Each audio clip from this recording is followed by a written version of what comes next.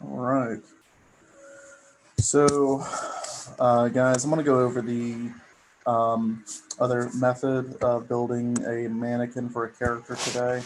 And I'm going to go ahead and go from that and launch into building, um, basically modeling the character that I've been kind of thinking about for a while. That is going to be basically just walking through for the next few steps to have a full character made in ZBrush.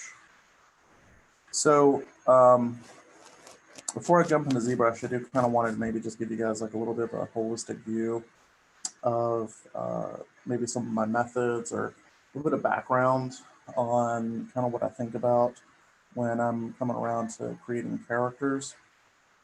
So for me, creating a character is a way of telling a bit of a narrative.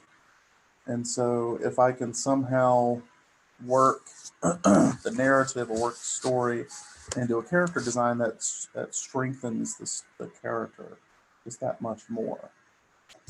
There's also a importance of working in your a very strong silhouette into that character. I know you guys have talked about silhouettes in your TD classes, and if you take the storyboard class, I'm sure Louie has talked about strong silhouettes in there, and it's very important here, especially when you're designing a character and trying to come up with something that kind of communicates a specific point of view or a specific narrative to a an audience. So, like for example, if you look at someone like Darth Vader, for example, he's a big, huge, hulking, all black, armored Dark Lord of the Sith, and the design reflects that. I mean, he's terrifying to look at. He literally has samurai armor on. His helmet is this almost immobile piece of metal that just encapsulates his head, and you see absolutely no piece of skin. His black armor is accentuated by lights and buttons and little strips of silver here and there. But there's a lot of reflection in his shiny armor, but we see absolutely no emotion. And so that's really, it's really a strong design because when you look at the silhouette of Vader, it's the helmet and then the cloak. And that's kind of it. You see a lot of details, but that silhouette is very distinctive. If you look at a character like Grogu, Baby Yoda from The Mandalorian, it's basically Yoda but cutified even more so than Yoda ever was. Larger eyes, bigger ears, tinier proportions. It's Yoda but made into a baby form and just made basically as a marketing tool. But we know by having a history with Yoda as a character that Yoda is very, very strong, very powerful. But as a baby, there's that kind of uncontrolled potential in that character. So we're kind of linking the two together narratively. And also, anyone who watches Star Wars, that Yoda is like one of only two of his species that are ever actually shown. So Grogu showing up, we know he's kind of rare. So there's a specialness to his design that we just don't ever see. So I try to think about those things, how I can tell a story or how I can work that in to the character design. Another example might be How to Train Your Dragon. If you look at the character design, specifically the third film of what is it, Toothless, when he meets the female Night Fury, I don't remember her name, but anyway, I'm looking at a poster of her on my wall. Um, they're basically the same exact design, but one is black and one is white. One has yellow eyes or greenish eyes, one has blue eyes. So there's very stark differences in their color, but their silhouettes are very similar. Um, Subtly, she's smoother, she's skinnier, she's more feminine, more cat-like than Toothless is. Toothless has bumps and ridges. He has more of those little ear nodules on the side of his head. There's more buffness to his character, which makes him more masculine, especially when you put him in comparison to such a smooth, seal-like uh, character design, such as the female Night Fury. So while they're very similar, the differences bring them apart, and then it lets us kind of in on some of the narrative between the two characters, and it kind of informs the femininity of the female Night Fury versus the masculinity of the male Night Fury and Toothless. So anyway, kind of working towards that is the character that I'm working with is a member. It's a member of an alien race that I've been kind of playing around with since I was a kid, and honestly, it's kind of just turning into more of a spacefaring race of lizard men. I'm on a bit of a kick the past few years of anthropomorphized um, animal, not animal human hybrids, but kind of like humanoid versions of animals, kind of Disney-esque and like Kung Fu Panda-esque. So like with some of my work, I'll see if I have some of these pictures.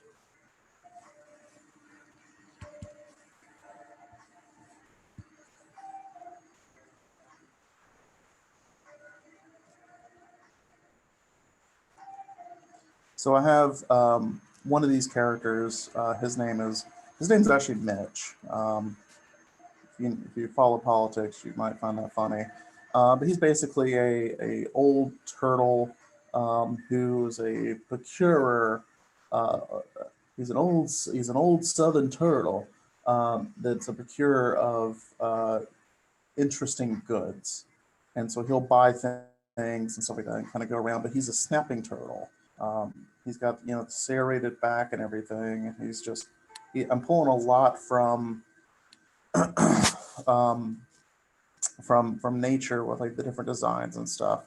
But there's this small squatty body with this kind of serrated back, but he has these really long arms with these long claws, and he has like stumpy legs and a little tail, but his neck is really long. So he almost has a bit of like a frying pan silhouette to him. Whereas you look at my main character in this one of these films, her name is Pango, and she's actually a pangolin. So you can get her picture up.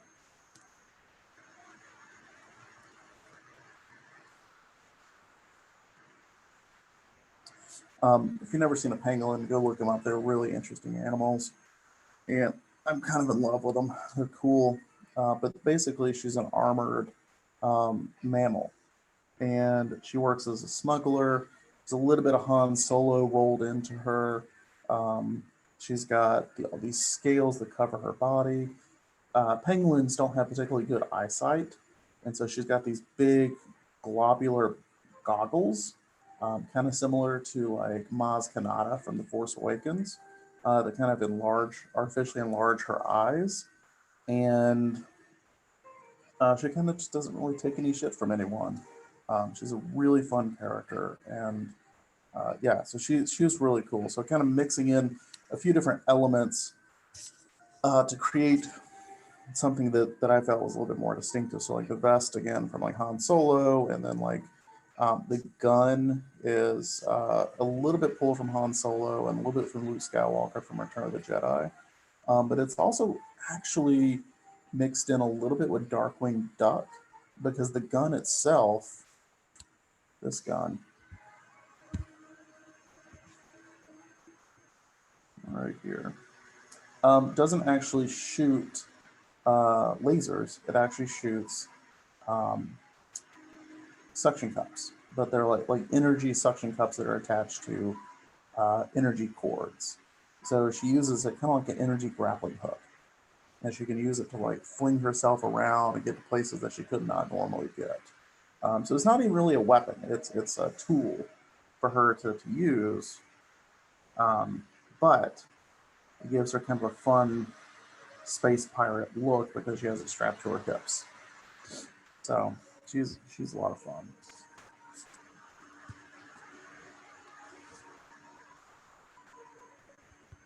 And then we have Louie, who is the big alligator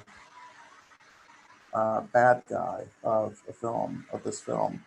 And so he's kind of like a big southern uh, Cajun, deep south alligator that is runs like a black market cartel, and he's basically the black market Amazon of the galaxy. And so he'll procure things and then sell them. He's a trader. It's basically he's a trader. He's a black market trader. But with him, I knew from the get go I wanted him to have like a real deep Southern drawl about the voice, where he speaks overly kindly to his people he works with, and it's used as a way to kind of cover any sort of um, basically like a car salesman, where he's super kind, super nice when he wants to be, but he's an alligator, so he'll snap at any moment. He's very unfriendly. But I really love just how, like, if you look at pictures of alligators, it's just how fat, just how fat those guys are. And I wanted that kind of looming hugeness on him, but I also had to figure out how to put like pants, a vest, and like a coat and all that on him, which was honestly quite a lot of fun. So, so that's kind of another thing here. Is he's bright, he's colorful, um, he's very charming as a character, and then his right hand is this character. I'm just calling it Viper. I don't really have a good name for Viper, but basically Viper is kind of like his conciliere, his right hand man, his lawyer, um, basically his business partner. And so Viper is just that. He's actually a bush viper, an African bush viper. Um, but African bush vipers can't walk, can't hold things. And I kind of want this film I'm working on is a sci-fi film, and so I needed some way for Viper to be able to do what I needed him to do. So, um, kind of pulling a little bit from some retro comics and cartoons, I figured why not just give him some prosthetic legs or prosthetic, arms and stuff like that, and then put him into a suit. And the suit design actually kind of pulls a little bit from a cobra. So there's a slight hood right there with the cobra, and then also I don't know if any of you guys ever read Gary Larson's The Far Side comics. There's a couple of frames or a couple of comics that he did where he had snakes in suits, and it was just funny because it was just like basically a suit jacket just wrapped around them for some reason, and it was just, to me, it was hilarious. But um, something like that for the clothing, I thought would be funny. Of course, you got to have them in a tie, because why not? But anyway, so like the claws and all that, that's kind of coming a little bit from Bender from Futurama, which again kind of makes sense though, because Bender is a bit of a he's a classy guy, but he's also willing to steal things. So like the fingers and stuff are a little bit kind of Bender-esque in a way.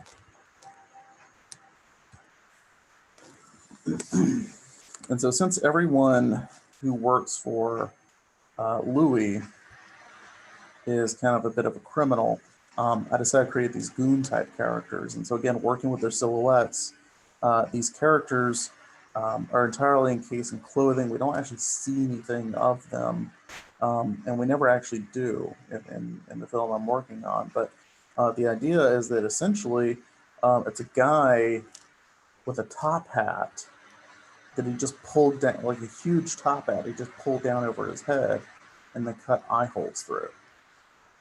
And so it's kind of, in a way, it's almost KKK-esque, but it's like classy. And I hate to bring up KKK because they suck, um, but the way you have the eye holes that kind of go through the hood, so to speak, is kind of where I was going with that. But then you also have this German World War One helmet style spike. Um, then World War One was not Nazis, but they had these kind of 18th century Victorian era um, military outfits, and so I kind of put that on top to kind of swing around and wiggle when they move their heads. But the idea for these guys actually is um, this is a robot. This whole thing is a robot, and inside the helmet is a small lizard that's running the robot. So everyone that works for Louie, the crime boss alligator, is actually a um, a reptile of some sort, of cold-blooded reptile, which is what you refer to a criminal as, someone who's cold-blooded, who's willing to screw you over. But you can see there's commonality in some of the color choices here. There's in Louie, we have this pinstriping here, and we have these reds and blues and stuff that kind of come through, and that's brought through here. Where we have the same reds, we have the pinstriping, we have those same kind of colors that are kind of mixing in. So there's a commonality in this is a theme that's going through with some of these different characters. Um, so yeah. So anyway, there's again, but then kind of going back to away from the color, but going to the silhouette. There's a simplicity of the silhouette here where I'm emphasizing the head over the rest of the body. The body itself is kind of squatty and short-limbed, but that head is quite large in comparison, and it's almost phallic in nature. Which again, these are kind of like the bad guys, and they kind of impose their they do bad things to people. So anyway, so that's kind of where I'm coming from with a lot of this, and when I'm designing creatures and aliens and stuff like that, I try to come at this from a somewhat natural viewpoint. So I try to look at, like, say, evolutionarily speaking, how might a turtle be a bipedal type, humanoid type character? Yeah, I mean, you could, pull 1990s or 1989's Teenage Mutant Ninja Turtles. Be like, yeah, like that would make sense that you would do something like that. But that was a guy in a suit. You have to fit a guy in a suit for that. If you did not have to fit a guy in a suit, how might you make a turtle into a bipedal character? How would you do that with an alligator or a pangolin or any of those? So I'm trying to come at it from that perspective on how can I adapt while also maintaining, again, the maintaining the message that I want to get. That some of these characters are bad, some of the characters are good, some of these characters exist somewhere in between. So like Louie, clearly not a good guy. I mean, for one thing, he's an alpha predator. He has a lot of threatening silhouetted parts on him, where he has this giant tail with all these spikes, he has his claws, big mouth with teeth, and he's not a nice looking guy. But then you have, and again, he's a bad guy, but then you also have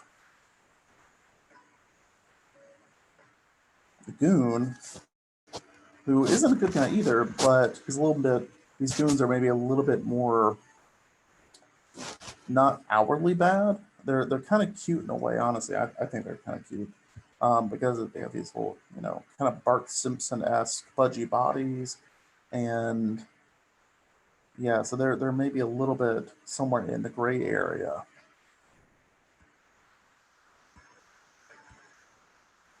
And then Viper, very clearly not a good person. Viper is a snake, something that we don't associate with being a positive influence. And the snake is doing something the snake shouldn't do. It's walking, so it has this kind of unnaturalness to it, um, that you're not going to trust. So that's kind of how I'm coming at this. Now with something maybe a little bit more alien-esque.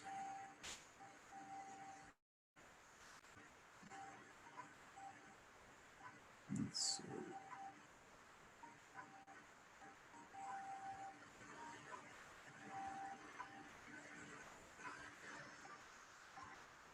Let's see if I have any other interesting photos here to show you guys.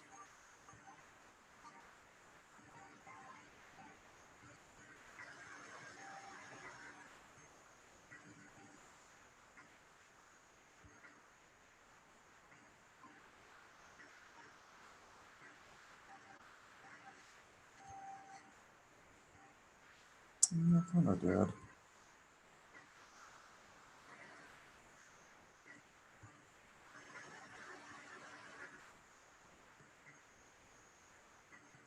Okay, well, anyway, I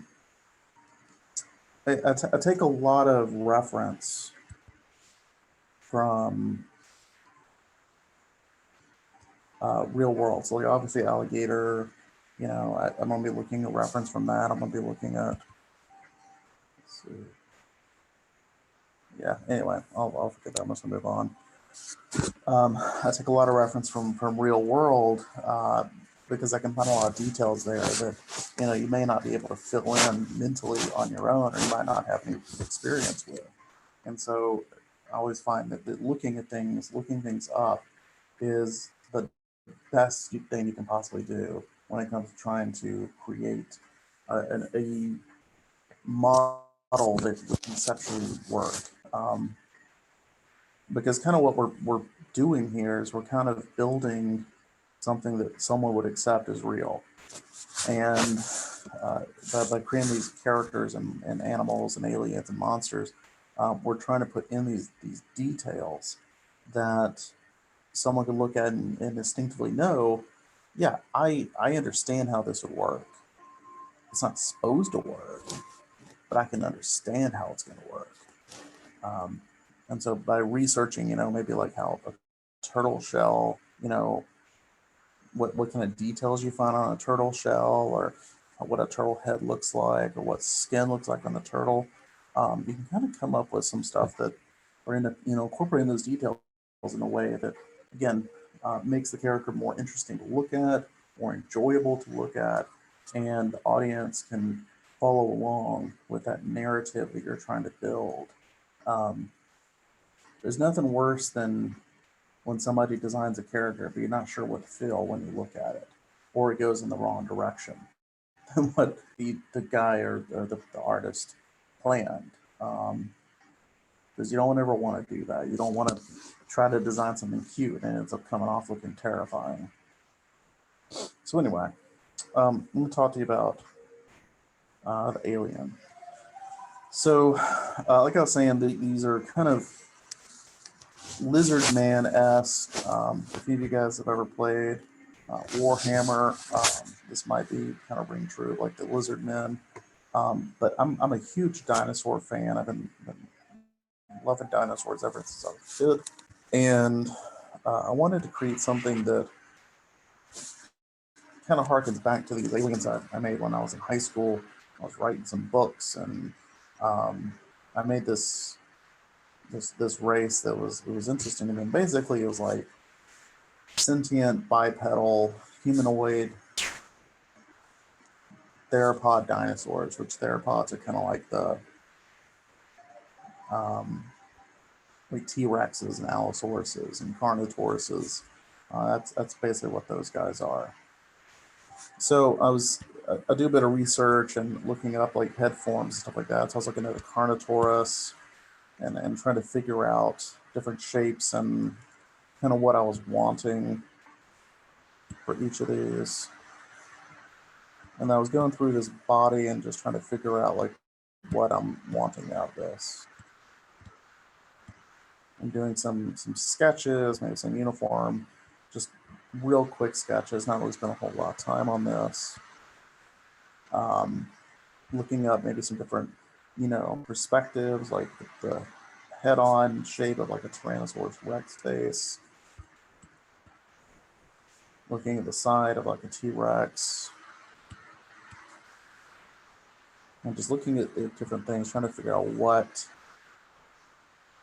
I'm actually enjoying, what I don't like, and maybe what I need to consider bringing in. And then I'm trying to work my way through the body because I find that I don't necessarily want a literal humanoid bipedal T-Rex. Like that's too simple.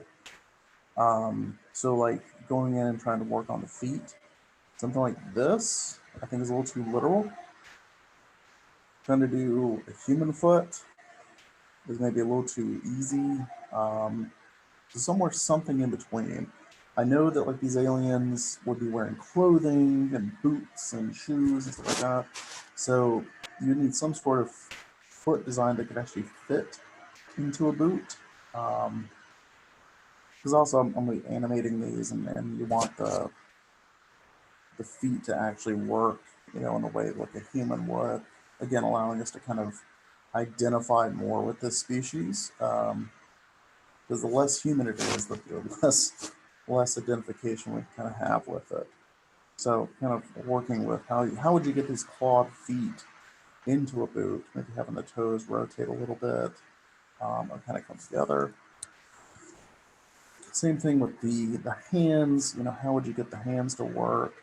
Why would they even need claws if they're sentient bipedal things? So, like, are they even still predators at this point? In my mind, I'm guessing they are. And then trying to work out maybe some details on the face. Do I want them to have lips or not have lips? Do I want the teeth to come through? Where am I pulling most of my reference from on these guys?